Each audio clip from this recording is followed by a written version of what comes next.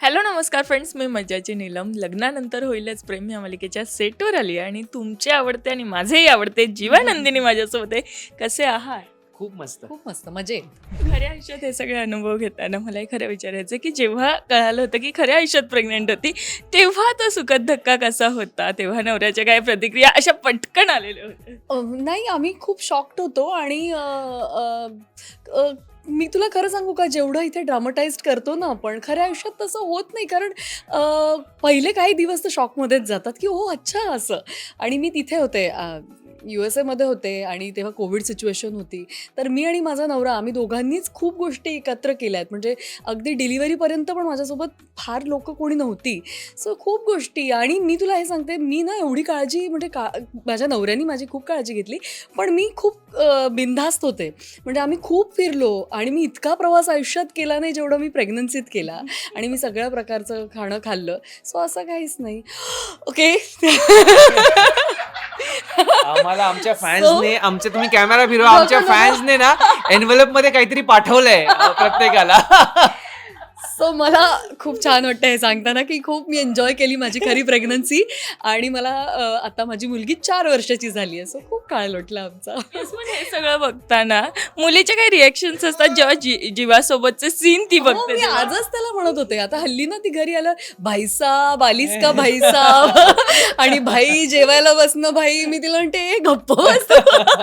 हे काय आहे? तर असं ती खूप गोष्टी कॉपी करते, बघते.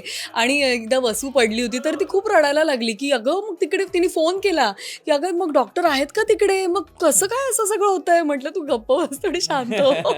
सो ती खूप इमोशनल आहे माझी मुलगी. म्हणजे अशी गाणी बिणी लागली कुठली तर ती खूप रडते वगैरे. पण सो येस, ती खूप इन्व्हॉल्व आहे. पण मला विवेकलाही विचारायचं आहे, विवेक, लग्नाचा विषय हा नेहमी तुझ्यापर्यंत येतो, पण आता मालिकेत हे सगळं सुरू असतं ना, घरी काहीतरी चर्चा सुरू होते जेव्हा मालिकेत हे सगळे ट्रॅक सुरू आहेत तेव्हा? नाही, घरी चर्चा गेले 5-6 वर्ष सुरू आहे.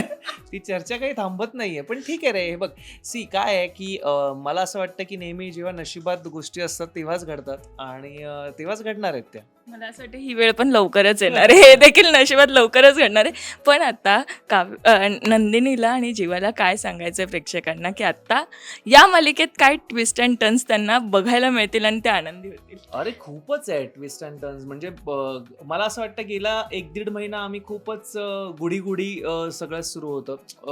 हा जर बाळाचा ट्रॅक सोडला तर. पण जसं ऑडियन्सला तो ड्रामा आवडतोय तसं पुन्हा एकदा आता तो येणार आहे. आणि तुम्ही बघताच आहात ते की मूल मिसिंग आहे वगैरे, मग तो शोधण्याचा वगैरे सगळा प्रयत्न आणि नंतर घडणाऱ्या गोष्टी. पण मला असं म्हणायचं आहे की तुम्ही स्टेक राहा, कारण पुढे अजून एक 15-20 दिवसांनंतरचा येणारा ड्रामा ना तुम्हाला खरंच खूप खिळवून ठेवणार आहे आणि त्यासाठी वेट करा.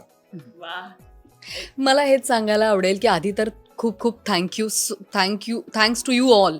कारण की तुम्ही खूप अटॅच्ड आहात आमच्या शोशी. आणि मला खूप छान वाटतं जेव्हा मी सगळ्या कमेंट्स वाचते तुमच्या. फक्त की मी सोशल मीडियावर फारशी नसल्यामुळे मी फारसं ते रिॲक्ट करत नाही त्यावर.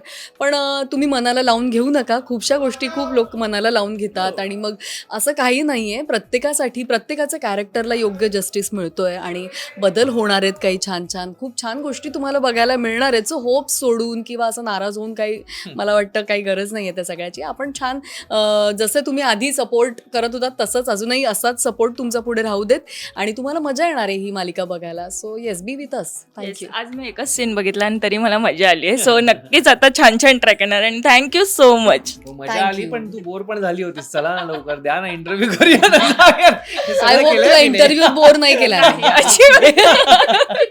Okay, bye bye. Thank you. Bye bye. Marathi मनोरंजन सृष्टीमधील मालिका, चित्रपट, नाटक तसेच कलाकारांबद्दलच्या नवीन अपडेट्स जाणून घेण्यासाठी नक्की सबस्क्राईब करा इट्स मज्जा मराठी या आपल्या नवीन यूट्यूब चॅनलला.